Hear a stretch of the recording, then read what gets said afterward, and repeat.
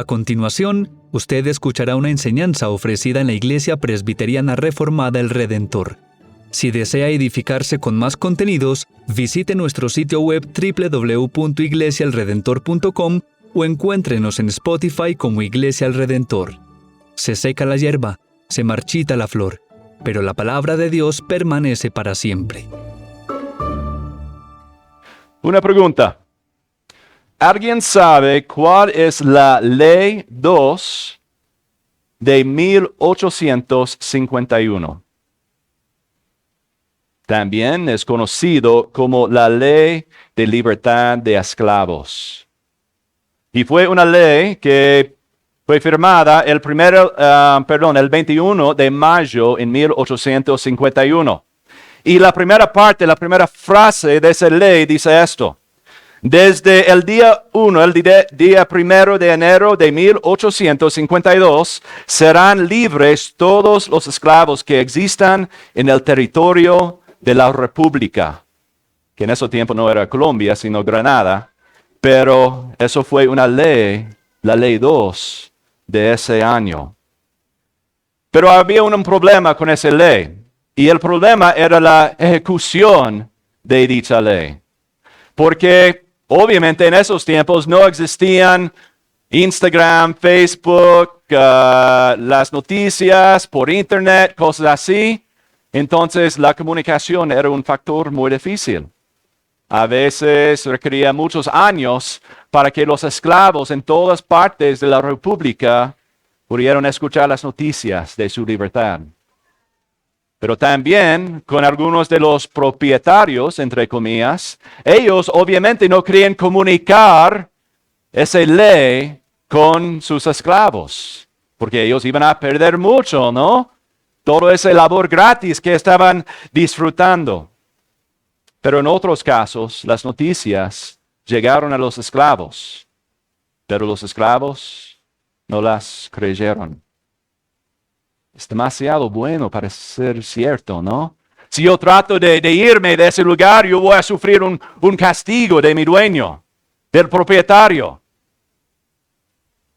Y también había mucho miedo de que lo que iban a experimentar afuera de su esclavitud, afuera de donde estaban trabajando como esclavos, iba a ser peor que vivir con ellos y trabajar por ellos. Entonces, en lugar de aprovechar su libertad por miedo, se quedaban en la misma situación, sufriendo por mucho tiempo. Esta mañana vamos a ver de que la palabra clave en nuestro texto es la palabra reposo.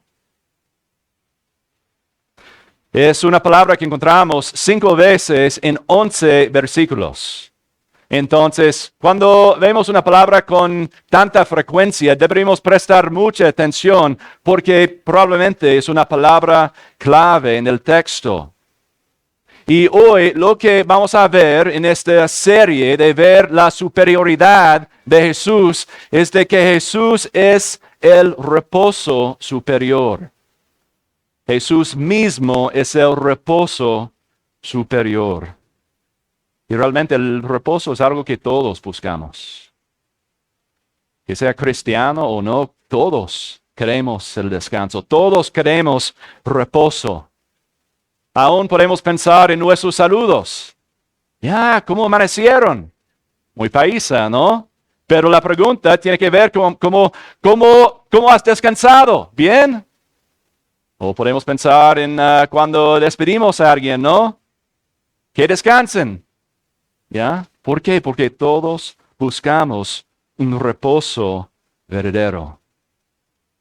Aún el San Agustín dijo esto.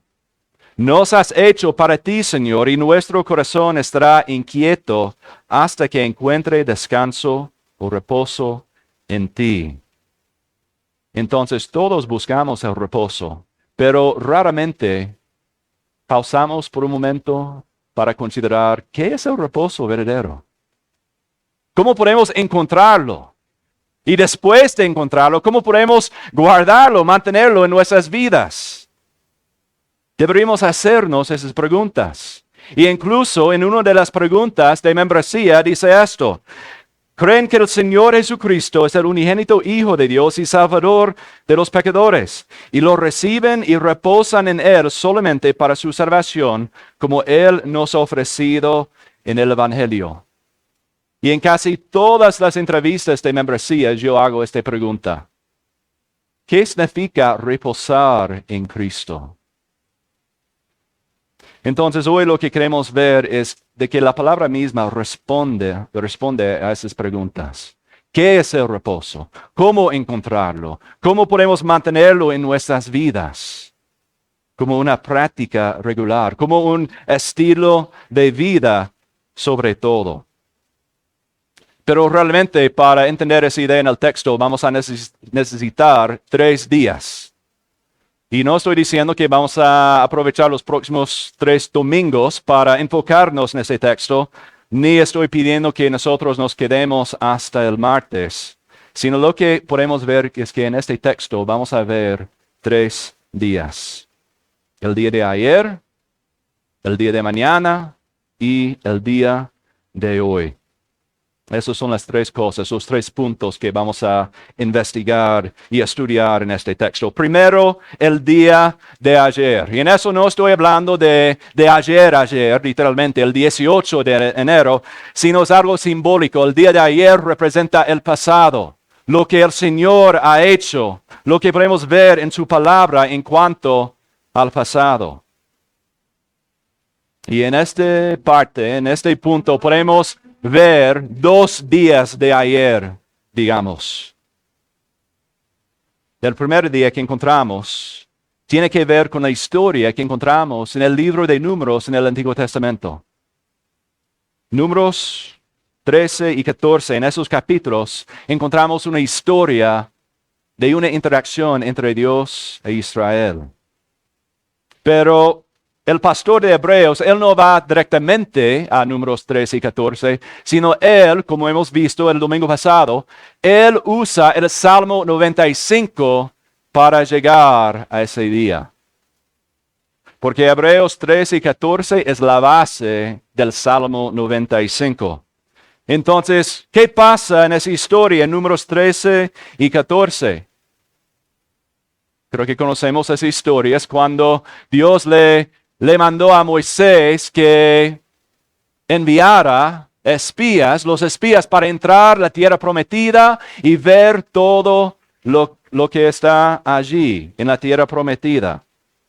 Entonces Moisés envió a los espías y después de 40 días ellos regresaron. Ellos regresaron y compartieron con toda la comunidad de Israel, con todo el pueblo de Dios. Mira, este es el fruto de la tierra prometida. Lo que el Señor nos ha dicho es cierto. Es una tierra de leche, de miel. Pero también algunos de los espías empezaron a compartir otras cosas. Sí, es un lugar magnífico, pero los enemigos ahí son muchos, son fuertes. Y con eso, no solamente muchos de los espías, con la excepción de Caleb y Josué, muchos de ellos empezaron a dudar mucho. Y por eso todo el pueblo de Dios empezaron a quejarse, a arrepentirse de salir de Egipto y entrar el desierto para esperar las promesas de Dios. Incluso ellos querían matar a sus líderes y encontrar los nuevos. Y en ese momento, Dios se apareció a Israel. Y después de la intervención de Moisés, Dios les dijo eso. Israel queda perdonado, pero esta generación no va a entrar a la tierra prometida. Esta generación no va a entrar el reposo que les voy a proveer, sino los niños que están aquí.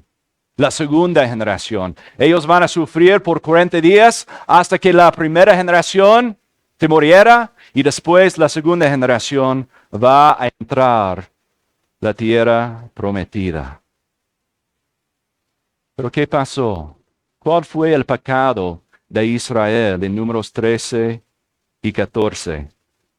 Mira el verso 2. del capítulo 4 de Hebreos. Porque en verdad a nosotros se nos han anunciado las buenas nuevas, como también a ellos, a Israel, en el libro de Números. Pero la palabra que ellos oyeron no les aprovechó por no ir acompañada por la fe en los que la oyeron.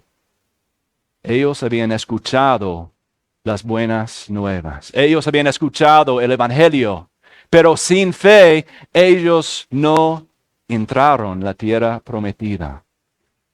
Porque su miedo de los enemigos era más grande que su miedo a Dios. Y por eso no entraron. Como la ilustración de la Ley 2 de 1851. Hay muchos esclavos que escucharon las buenas noticias de su libertad, pero no lo creyeron. Y por eso no disfrutaron su libertad. Pero también este texto en Hebreos nos lleva un poquito más atrás en la historia de la Biblia. Y llegamos a Génesis 2. Y en eso, aunque estamos hablando del segundo día del día de ayer, vamos a estar hablando del séptimo día de la creación en el versículo 4. Porque así ha dicho en cierto lugar acerca del séptimo día.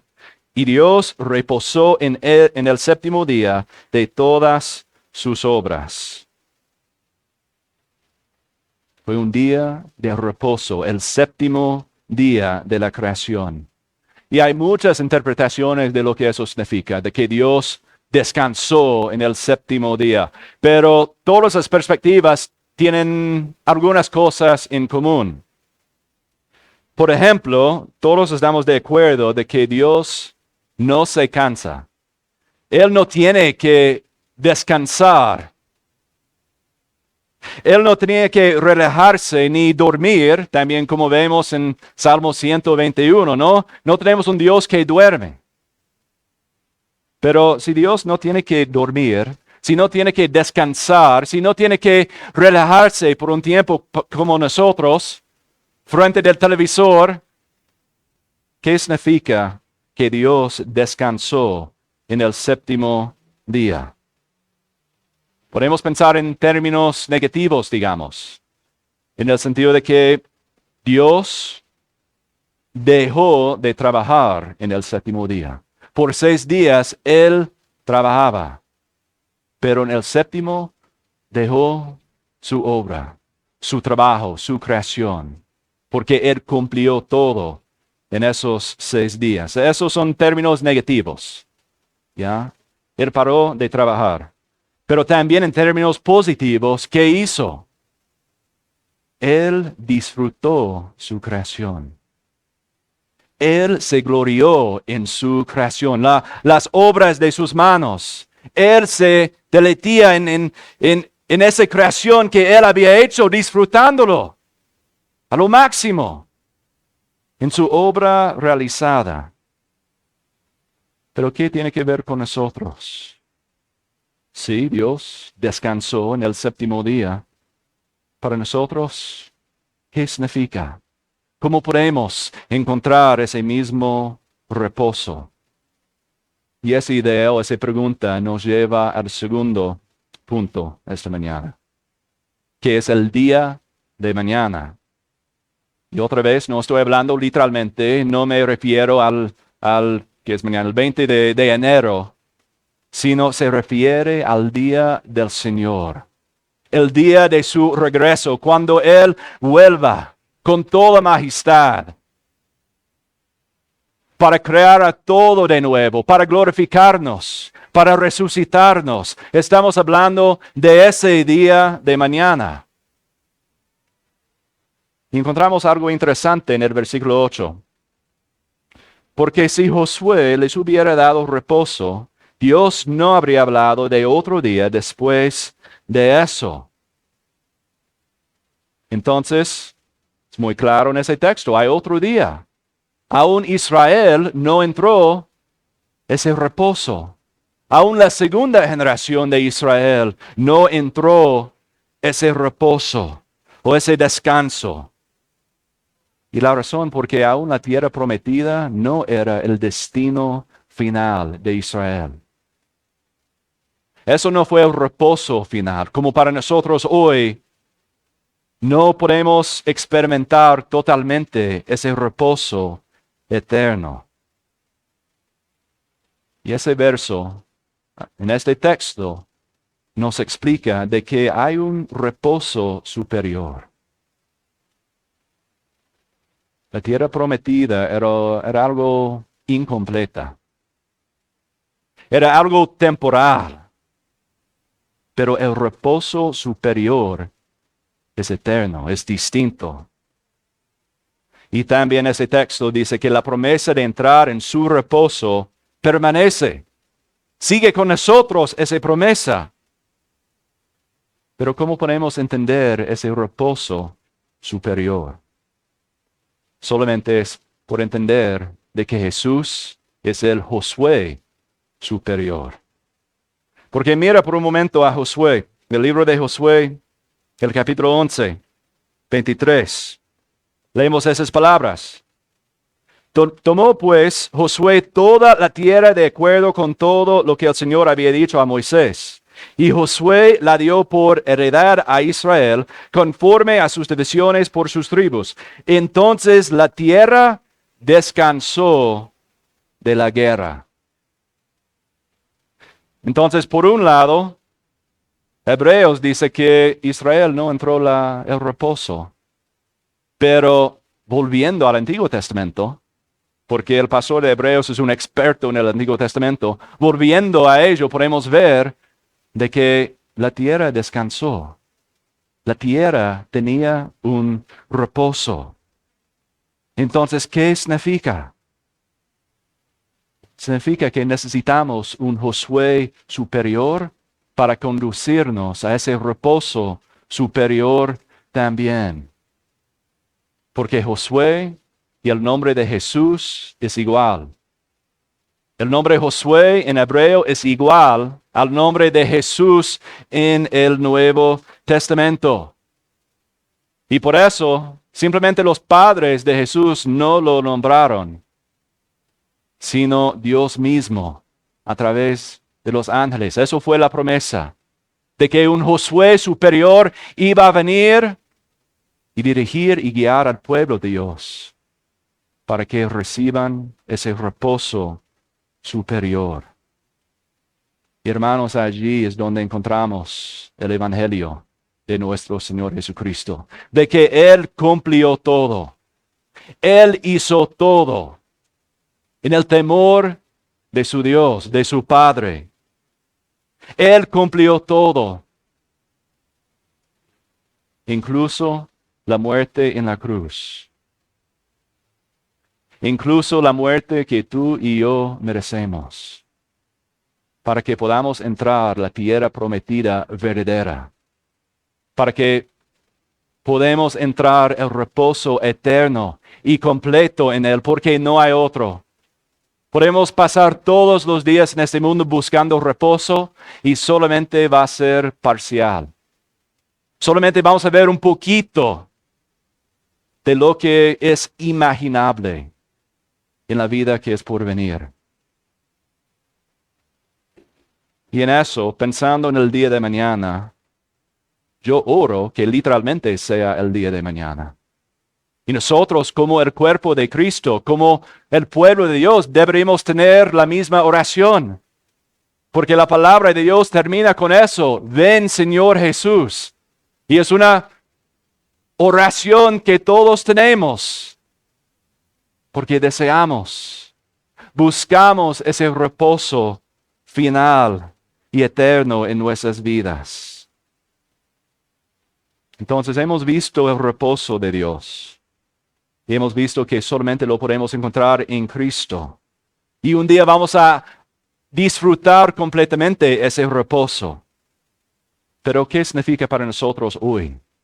Esta mañana, el 19 de enero de 2025, ¿qué significa para nosotros? Significa que deberíamos comer y beber y relajarnos, porque viene la promesa, viene el reposo final. O quizás deberíamos tratar de parecer ocupados para el día del Señor. ¿Qué significa disfrutar ese reposo el día de hoy? Y vamos a tratar de responder a esas preguntas en el último punto esta mañana. El día de hoy. Hemos considerado el día de ayer. Hemos considerado el día de mañana, el regreso de Jesús. Pero ¿qué significa para nosotros esta mañana? Porque realmente eso es el punto principal, digamos, del texto.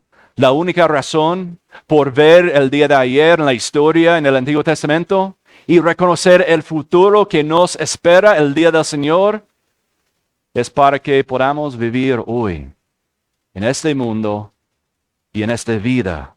Eso es el propósito. Y por esa razón encontramos en este texto 3 imperativos. Hay 3 mandatos, digamos.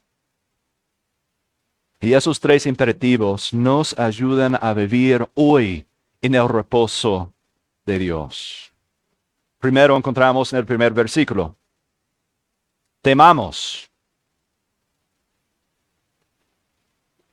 Temamos. Pero eso es interesante, ¿no? Porque al regresar a a Números 13 y 14, ¿qué fue el problema? Israel tenía mucho miedo. Ellos temaban, ¿no? Y llegamos aquí y el pastor de Hebreos, que es el primer mandamiento imperativo en el texto, temamos. Pero, ¿qué marca la diferencia entre el temor de Israel en Hebreos 14 y el temor que nosotros deberíamos tener el día de hoy? Es de que ellos temaban de los enemigos de Dios. No querían entrar a la tierra prometida porque los enemigos eran muy grandes, muy poderosos. Es decir, que en lugar de tener temor a Dios, su temor era más grande a los enemigos, a los hombres, a los demás. Entonces el tipo de temor de lo que estamos hablando hoy en este primer versículo tiene que ver con ese miedo a Dios mismo y nadie más. No deberíamos tener miedo de entrar a la tierra prometida, el gran reposo, sino deberíamos tener miedo de no entrar a ese gran reposo. Eso es lo que marca la diferencia también. Es un temor que es completamente distinto, diferente que lo que encontramos en la historia de Israel. El segundo imperativo, en el versículo 7. Dios otra vez fija un día, hoy, diciendo por medio de David, después de mucho tiempo, como se ha dicho antes, si ustedes oyen hoy su voz, no endurezcan sus corazones. No endurezcan sus corazones. Entonces el pastor de Hebreos está diciendo, mira, Israel había escuchado el Evangelio, ustedes también. ¿Cómo vas a responder? Cada vez que yo entro al púlpito, es algo que me pesa realmente, que me cuesta, es saber de que el evangelio de predicamos, que sea yo o otro predicador desde el púlpito, siempre va a afectar algo. Siempre la predicación es eficaz de hacer algo. Pero hay 2 opciones y hay solo 2 caminos. Primero, el Evangelio de Dios puede suavizar los corazones, puede transformar los corazones, las almas de los que estén presentes. Esa es una opción. O la otra es que los oyentes pueden endurecer sus corazones. Y quizás no van a decir algo así, pero ellos van a responder. Quizás en las sillas mismas. Ok, sí, es algo que puedo manejar los domingos, puedo escuchar ese mensaje. Pero el resto de la semana, ¿Cómo refleja de que el Evangelio esté obrando en sus vidas? Y cuando uno endurece su corazón como una respuesta al Evangelio, lo que produce es la incredulidad. Pero cuando la obra de Dios está obrando en uno y el Señor está transformando sus corazones, produce la fe. Esa es la distinción que encontramos en el texto. Iglesia, necesito ser muy claros en eso también, porque el pastor de Hebreos es muy claro. Él está predicando a la iglesia visible, pero él reconoce que hay personas en las sillas que realmente no creen eso. Sí, han pasado por un proceso con la iglesia, una entrevista, una clase, quizás, pero sus corazones no hay fe, no hay transformación. Es una exhortación para todos nosotros de que no pensemos en nuestro prójimo que está en la otra silla, sino que pensemos en nosotros mismos. ¿Realmente estoy respondiendo a la palabra de Dios con fe? El tercer imperativo, en el versículo 11, el último versículo del pasaje.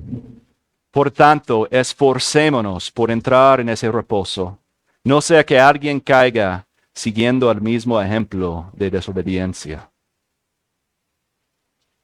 Esforcémonos. ¿Pueden ver la paradoja allí?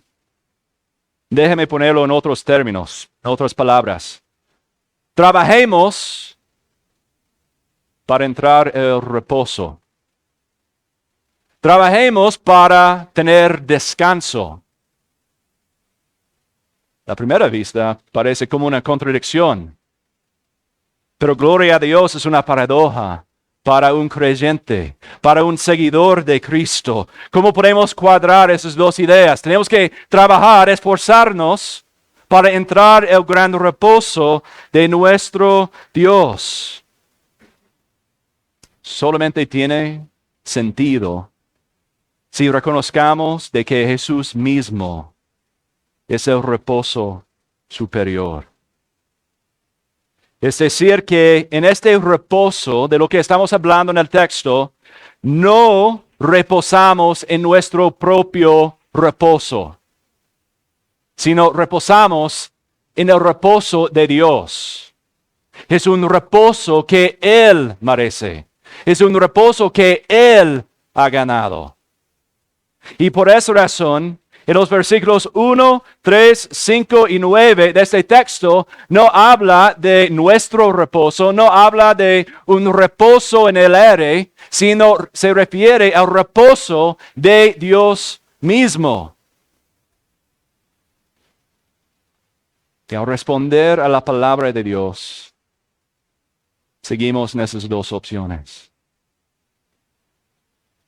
Endurecemos nuestros corazones, vamos a reposar en nuestro reposo, en nuestras obras, en lo que hemos cumplido, en lo que nosotros hemos hecho. Pero en la gracia de Dios, cuando Él nos da el regalo de la fe, reposamos en su reposo, reconociendo que yo no tengo nada que ofrecer. Si tuviera que reposar en mi propio reposo, las obras de mis manos, sería puro pecado y nada más, pura corrupción. Entonces, ¿qué significa que esforcémonos por entrar al reposo de Dios? Es que escuchamos la palabra, escuchamos el Evangelio y respondemos en la fe. ¿Y esa fe qué produce? Obediencia. Esa obediencia es de que pasamos este mundo y esta vida fijando nuestros ojos en Él y matando los ídolos, las obras de nuestras vidas. Porque el fruto de la fe es la obediencia. En comparación de los versos 2 y 11, eso es lo que encontramos. Porque en el versículo 11 dice que Israel no entró el reposo. ¿Por qué? Por su incredulidad, su falta de fe. Pero en el versículo 11, ¿qué es la diferencia? Ellos no entró el reposo de Dios por una falta de obediencia. Y eso significa que la obediencia nos gana ese reposo. ¿Significa que podemos merecer el reposo de Dios por la obediencia? No, está diciendo de que la obediencia es un fruto de la fe verdadera. La obediencia es un fruto que el Señor nos da para que podamos evaluarnos. Porque podríamos decir todo el día, ya yo creo en Dios, yo creo en Cristo, pero si no hay cambio en la vida, si no hay fruto, según la transformación del Espíritu Santo, es una gracia que el Señor nos da para que podamos arrepentirnos, para que podamos evaluarnos y no vivir en una mentira en nuestras vidas. Y el fruto no produce el árbol, sino el árbol produce la fruta. Y es así en la vida cristiana. Si tenemos fe, si hay fe acompañada con el Evangelio en nuestras vidas, escuchar el Evangelio tiene que producir fruto en nuestras vidas. No hay otra opción. Escuchamos el Evangelio, respondemos por fe y en eso entramos el reposo. Y en este mundo el reposo no significa que simplemente vamos a sentarnos, relajarnos en una hamaca y disfrutar el mundo, beber, comer y todo eso. No significa que en el reposo de Dios en este mundo seguimos adelante en obediencia, porque en ese caso la obediencia es un placer, es un gusto. Pero antes, aparte de la fe, aparte de Cristo, la obediencia se ve como algo terrible. Quiero hacer mis propias cosas. No quiero seguir al rey del universo. Quiero ser mi propio rey. Pero la fe, obrando en nosotros, nos cambia completamente para que la obediencia sea un placer. Y en eso, hermanos, el reposo de Dios produce que la obediencia sea una alegría para los que están reposando en Él. Nos deleitamos, no en nuestras obras, no en nuestros hechos, sino nos gozamos en la obra de Cristo, porque queremos entrar su reposo. Y por eso no es una carga, sino un placer. Si ha seguido el plan de lectura bíblica de la iglesia que les envié hace unas semanas antes del nuevo año. En la semana pasada has leído algunos pasajes como estos. Por ejemplo, en Mateo 5, el versículo 20, Jesús mismo dice eso. Porque les digo a ustedes que si su justicia no supera la de los escribas y fariseos, no entrarán en el reino de los cielos. Si tu obediencia, justicia, no sea mejor que la de los fariseos, no vas a entrar en el reposo de Dios. También, en el versículo 48 del mismo capítulo, son las palabras de Jesús. Por tanto, sean ustedes perfectos, como su Padre Celestial es perfecto. ¿Pero qué? No, el Evangelio es que Cristo ha cumplido todo, ¿no? Y aquí Jesús mismo está diciendo que nuestra justicia debe ser mejor que la de los fariseos, que deberíamos ser perfectos, no como otros hermanos, sino como Dios mismo. Y en unas semanas, en ese plan de lectura, vas a leer esos versículos. Mateo 11, 28. Son las palabras que escuchamos para la seguridad de perdón esta mañana. Vengan a mí todos los que están cansados y cargados, y yo les haré descansar. Tomen mi yugo sobre ustedes y aprendan de mí, que yo soy manso y humilde de corazón, y hallarán descanso para sus almas, porque mi yugo es fácil y mi carga ligera. Lo que vemos en el libro de Hebreos es la única manera para cuadrar lo que vemos en la palabra de Dios, e incluso a las palabras de Jesús mismo durante su ministerio terrenal. ¿Cómo podemos ser más justos que los fariseos? ¿Cómo podemos ser perfectos como Dios? Tenemos que estar en Dios. Tenemos que estar en el hombre perfecto, quien es el Josué superior, quien es nuestro Señor y Salvador Jesucristo. Es la única manera. Y en eso hay un yugo. Jesús no está negando eso, pero ese yugo es caminar por fe, produciendo obediencia a la palabra de Dios. Y es un yugo fácil porque es el Señor obrando en nosotros para producir esas cosas. No es una carga pesada porque allí nos gozamos en Él, en lo que Él está haciendo dentro de nosotros. Entonces, hermanos, si ustedes oyen hoy su voz, temamos a Dios. No temamos al hombre ni a las circunstancias de la vida, sino temamos a Dios. Y no endurezcan sus corazones al escuchar la palabra.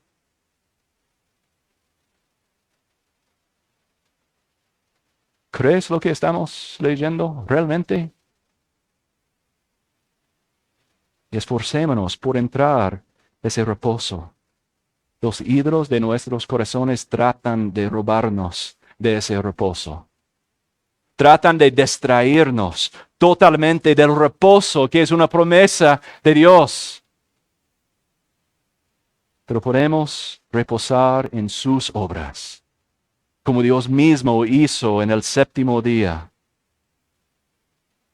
Podemos gozarnos en Él, en la obediencia que Él está produciendo, la obediencia de la fe, como dice Pablo en Romanos, que es nuestra santificación.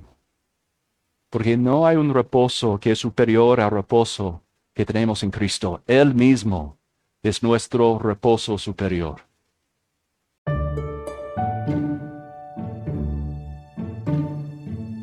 Esperamos que este sermón haya sido de bendición y traiga frutos a su vida.